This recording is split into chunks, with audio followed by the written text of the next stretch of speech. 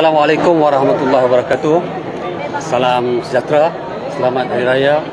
Pertama, saya ucapkan terima kasih kepada rakan-rakan media yang terus membuat liputan di bencana letupan saluran paip gas utama Petronas di Putra Heights pada ketika ini. Dan pertamanya, tadi saya mendapat taklimat terperinci daripada OCPD Subang Jaya berkaitan dengan perkembangan bencana yang berlaku ini. KDN memberi jaminan semua jabatan di agensi di bawah Kementerian Negeri sangat kompeten. Kita secara bersungguh-sungguh untuk terus memberikan perkhidmatan kepada rakyat. Malah pegawai kita yang bercuti pun kita panggil untuk terus memberikan perkhidmatan, terutama sekali pihak polis, juga JPN dan juga agensi lain. Maknanya sangat kompeten. Dan ketika ini polis saja yang bertugas di bencana ini seramai 116 anggota, dan JPN sendiri 30 anggota lebih kurang. Dan jumlah ini akan kita lihat perkembangan dari masa ke semasa. Dalam waktu yang sama, saya bagi jaminan bahawa pihak polis sentiasa mengawal keselamatan, terutama sekali di rumah-rumah kediaman yang ditinggalkan, dan dari masa ke semasa perkembangan dimaklumkan. Dan ketika ini saya telah dimaklumkan bahawa kita telah menerima 108 report, terutama sekali daripada mangsa-mangsa yang diterima oleh polis. Tentunya antara lain adalah report berkaitan dengan kerusakan yang berlaku, dan kita jangkakan report ini akan bertambah dari masa ke semasa. Selain daripada itu, saya juga sempat hadir dan melihat perkhidmatan yang disediakan oleh Jabatan Pendaftaran Negara. Ekoran daripada arahan yang berhormat Menteri Dalam Negeri untuk JPN menyediakan perkhidmatan pertama ialah bas mekar, yang keduanya van bergerak, bagi membolehkan mangsa-mangsa yang terlibat hadir tanpa perlu pergi ke mana-mana pejabat JPN lain untuk mendapatkan kemudahan, terutama sekali dokumen-dokumen pengenalan diri, dan kita berikan secara percuma. Antara ialah berkaitan dengan kad pengenalan, CJ kelahiran, ataupun dokumen-dokumen JPN yang lain. Ini kita faham kerana dokumen ini penting, terutama sekali tentu mereka memerlukan dokumen untuk mendapat bantuan untuk tentu lain. Dan operasi ini kita dah mula hari ini, dan kita akan secara berterusan menyediakan perkhidmatan ini kepada rakyat. Dan kad pengenalan dan juga CJ kelahiran bila dibuat, diproses di bas dan juga di van kita akan beri secara terus.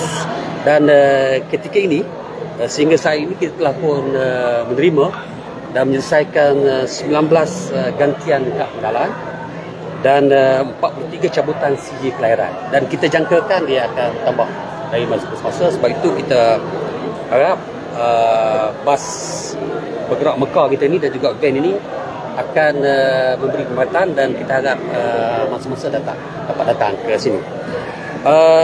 Selain daripada itu, saya nak sebut juga Kementerian Negeri amat simpati dengan mangsa yang terlibat, dan harap kita bersabar. Pihak kerajaan dan juga agensi jabatan yang berkaitan sedang bertukar lurus untuk membantu dalam apa keadaan sekalipun. Ini kita beri prioriti, dan dalam waktu sama kita harap orang ramai supaya tidak menyebar berita-berita atau maklumat tidak benar atau separuh masa, supaya dia tidak menirukan orang ramai. Jadi kepada masyarakat di luar sana, jika ingin mendapat maklumat, lihat di laman-laman web ataupun ikuti kenyataan-kenyataan media rasmi yang dibuat oleh jawatankuasa yang terlibat.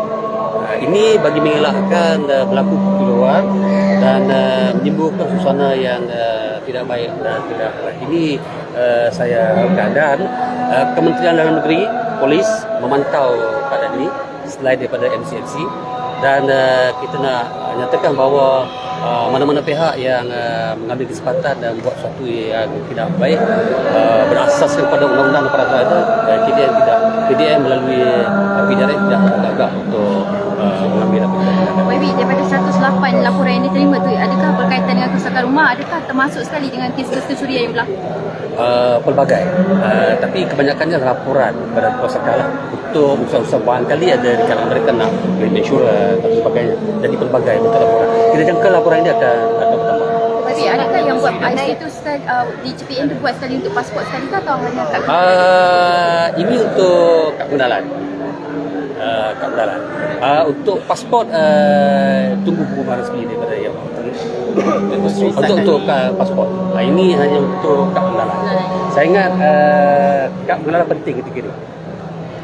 Untuk usaha-usaha berkenaan anggaran kerugian setakat tidak ada tu. Yang itu saya tak boleh. Itu biar pengumuman dibuat oleh Jabatan Kuasa. Setakat ini polis ada dah panggil mana-mana pihak untuk rakaman keterangan. Tak, itu tunggu kenyataan daripada saya buat kenyataan yang ini saja. Lain-lain kenyataan rasmi itu dikeluarkan oleh Jabatan Kuasa. Kita tak mau banyak kenyataan yang akan menimbulkan kebabaian. Saya cuma datang sini maklumkan bahawa pertama KDN melalui PDRM kita sangat komited untuk membantu semua bangsa terlibat, dan kita adalah ialah kita mengawal situasi supaya tidak berlaku kes-kes kecurian sebagainya. Setakat hari ini kita dimaklumkan tidak berlaku apa-apa kes. Itu satu. Yang keduanya kita juga menyediakan perkhidmatan yang penting, dan kita faham bahawa dokumen pengenalan ini sangat penting, sebab itu kita buka kaunter di sini.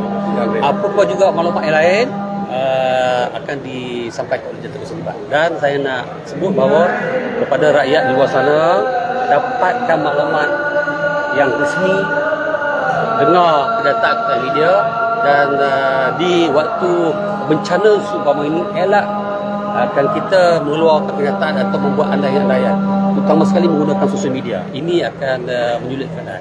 Jadi apa sumbangan kita kepada negara? Saya harap kalau kita sama-sama memastikan tidak timbul isu-isu yang tidak baik, itu sudah baik.